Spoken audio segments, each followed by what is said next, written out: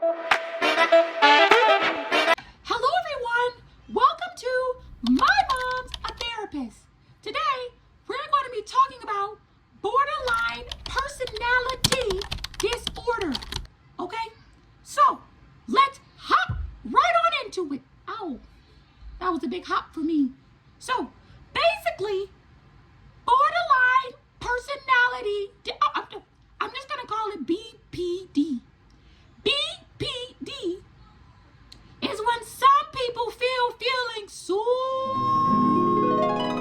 big and they change really fast. So one minute they're happy, and another minute they may be scared, and another minute they may be angry.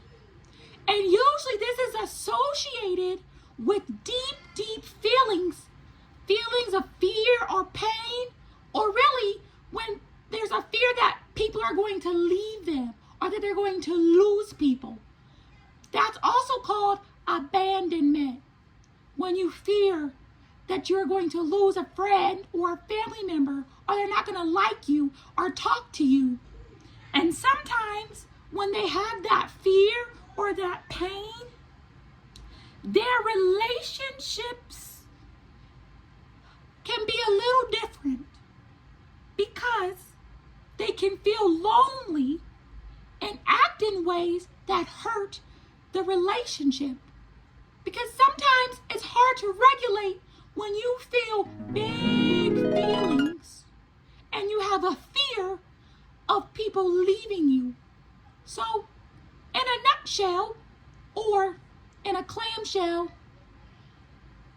or in a shelly shell, BPD deals with a fear of abandonment, feeling lonely, and behaviors that surround those things. So that's my take on it. I hope it was helpful. Oh, something that you can do. It is really helpful if you know that you have BPD.